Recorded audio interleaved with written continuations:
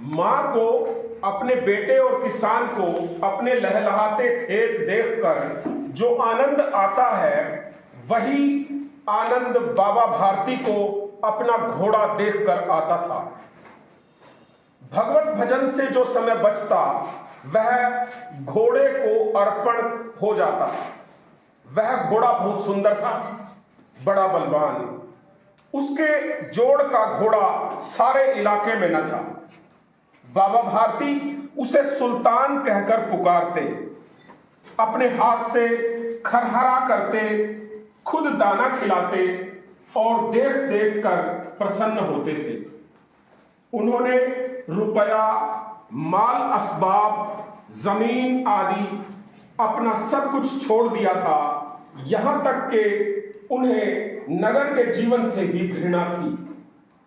अब गांव से बाहर एक छोटे से मंदिर में रहते और भगवान का भजन करते थे। मैं सुल्तान के बिना नहीं रह सकूंगा।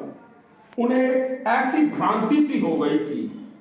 जब तक संध्या समय सुल्तान पर चढ़कर 8-10 मील का चक्कर न लगा लेते, उन्हें चैन न आता। खड़ग सिंह उस इलाके का प्रसिद्ध डाकू था। लोग उसका नाम सुनकर कांपते थे। होते होते सुल्तान की कीर्ति उसके कानों तक भी पहुंची। उसका हृदय उसे देखने के लिए अधीर हो उठा। एक दिन वह दोपहर के समय बाबा भारती के पास पहुंचा और नमस्कार करके बैठ गया। बाबा भारती ने पूछा, खड़ग सिंह क्या हाल है? खड़ग सिंह ने सिर झुकाकर उत्तर दिया, आपकी दया है। कहो इधर कैसे आ गए? सुल्तान की चाह खींच लाई। विचित्र जानवर है, देखोगे तो प्रसन्न हो जाओगे। मैंने भी बड़ी प्रशंसा सुनी है। उसकी चाल तुम्हारा मन मोह लेगी। कहते हैं देखने में भी बहुत सुंदर है।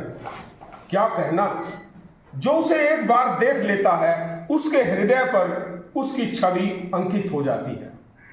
बहुत दिनों से अभिलाषा थी, आज उपस्थित हो सका हूं। बाबा भारती और खड़ग सिंह दोनों अस्तबल में पहुंचे। बाबा ने घोड़ा दिखाया। घमंड से खड़ग सिंह ने घोड़ा देखा, आश्चर्य से। उसने सैकड़ों घोड़े देखे थे, परंतु ऐसा बांका घोड़ा उसकी आंखों से कभी न गुजरा था।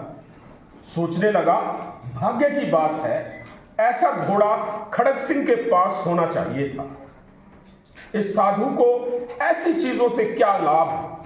कुछ देर तक आश्चर्य से चुपचाप खड़ा रहा। इसके पश्चात उसके हृदय में हलचल होने लगी। बालकों की सी अधीरता से बोला, परंतु बाबा जी, इसकी चाल न देखी तो क्या?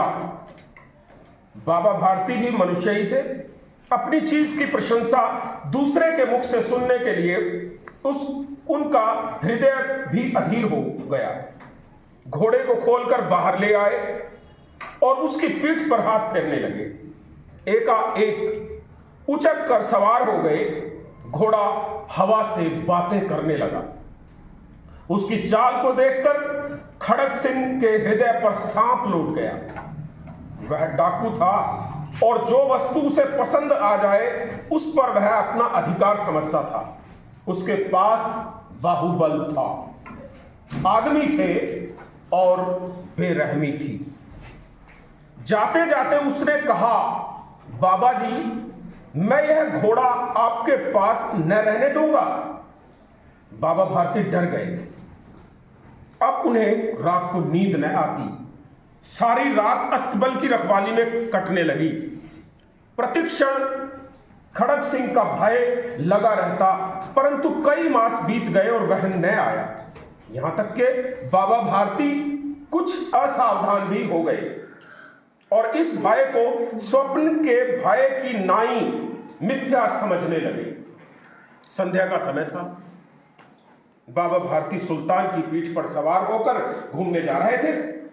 इस समय उनकी आंखों में चमक थी, मुख पर प्रसन्नता।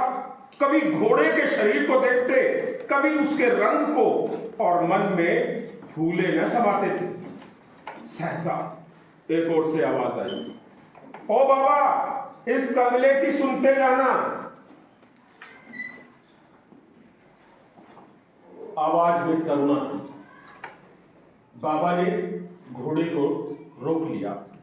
देखा एक अपाहिज वृक्ष की छाया में पड़ा करा रहा है। बोले, क्यों, तुम्हें क्या कष्ट है? अपाहिज ने हाथ जोड़कर कहा, बाबा मैं दुखियारा हूं, मुझ पर दया करो। रामा वाला यहां से 3 मील है, मुझे वहां जाना है।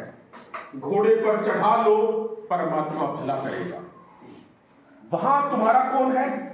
दुर्गा दत्त वैद्य का नाम आपने सुना होगा, मैं उनका सौतेला भाई हूं। बाबा भारती ने घोड़े से उतरकर अपाहिज को घोड़े पर सवार किया और स्वयं उसकी लगाम पकड़कर धीरे धीरे चलने लगे। सहसा उन्हें एक झटका सा लगा और लगाम हाथ से छूट गई। उनके आश्चर्य का ठिकाना न रहा जब उन्होंने देखा कि अपाहिज घोड़े की पीठ पर तन कर बैठा है और घोड़े को दौड़ाए लिए जा रहा है। उनके मुख से भय, विस्मय और निराशा से मिली हुई चीख निकल गई। वह अपाहिज डाकू खड़ग सिंह था।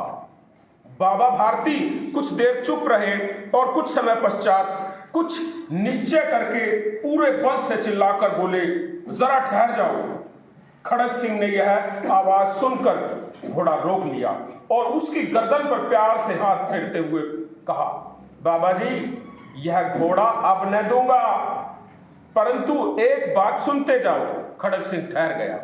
बाबा भारती ने निकट जाकर उसकी ओर ऐसी आंखों से देखा जैसे बकरा कसाई की ओर देखता है और कहा, यह घोड़ा तुम्हारा हो चुका है, मैं तुमसे इसे वापस करने के लिए न कहूंगा, परंतु खड़ग सिंह केवल एक प्रार्थना करता हूं, इसे अस्वीकार न करना, नहीं तो मेरा दिल टूट जाएगा।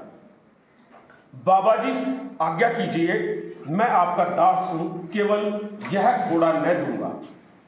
अब घोड़े का नाम न लो, मैं तुमसे इस विषय में कुछ न कहूंगा।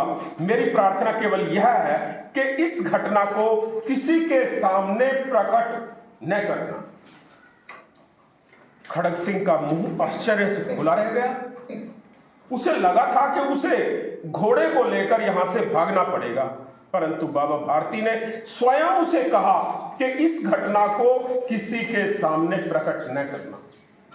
इससे क्या प्रयोजन सिद्ध हो सकता है? खड़ग सिंह ने बहुत सोचा, बहुत सिर मारा, परंतु कुछ समझ न सका। हार कर उसने अपनी आंखें बाबा भारती के मुख पर गड़ा दी और पूछा, बाबा जी इसमें आपको क्या डर है?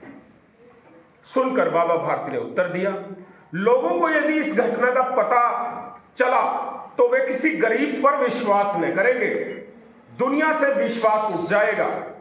यह कहते कहते उन्होंने सुल्तान की ओर से इस तरह मुंह मोड़ लिया जैसे उनका उससे कभी कोई संबंध ही न रहा।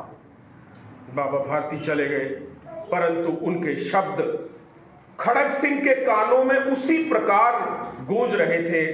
सोचता था, कैसे ऊंचे विचार हैं, कैसा पवित्र भाव है। उन्हें इस घोड़े से प्रेम था।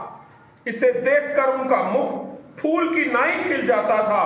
कहते थे, इसके बिना मैं रह न सकूंगा। इसकी रखवाली में वे कई रात सोए नहीं, भजन भक्ति न कर रखवाली करते रहे, परंतु आज उनके मुख पर दुख की रेखा तक दिखाई न पड़ती थी। उन्हें केवल यह ख्याल था कि कहीं लोग गरीबों पर विश्वास करना न छोड़ दें। रात के अंधेरे में खड़ग सिंह बाबा भारती के मंदिर में पहुंचा। चारों ओर सन्नाटा था। आकाश में तारे टिमटिमा रहे थे। थोड़ी दूर पर गांव के कुत्ते भौंक रहे थे। मंदिर के अंदर कोई शब्द सुनाई न देता था। खड़ग सिंह सुल्तान की बाग पकड़े हुए था। वह धीरे धीरे अस्तबल के फाटक पर पहुंचा।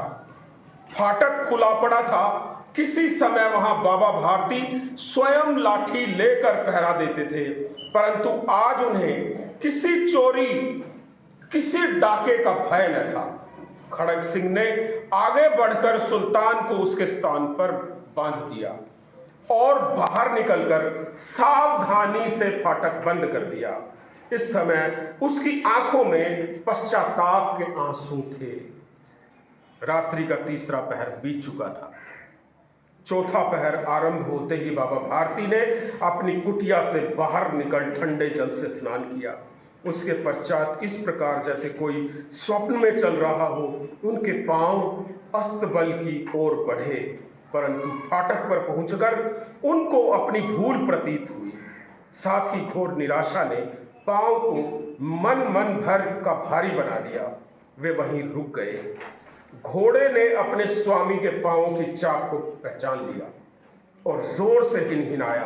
अब बाबा भारती आश्चर्य और प्रसन्नता से दौड़ते हुए अंदर घुसे और अपने घोड़े के गले से लिपटकर इस प्रकार रोने लगे मानो कोई पिता बहुत दिन से बिछुड़े पुत्र से मिल रहा। बार बार उसकी पीठ पर हाथ फेरते, बार बार उसके मुंह पर थपकियां देते और कहते थे, अब कोई गरीबों की सहायता से मुंह न मोड़ेगा। थोड़ी देर के बाद जब वह अस्तबल से बाहर निकले तो उनकी आंखों से आंसू बह रहे थे। ये आंसू उसी भूमि पर ठीक उसी जगह गिर रहे थे जहां बाहर निकलने के बाद खड़ग सिंह खड़ा होकर रोया था। दोनों के आंसुओं का उस भूमि की मिट्टी पर परस्पर मेल हो गया। तो यह थी कहानी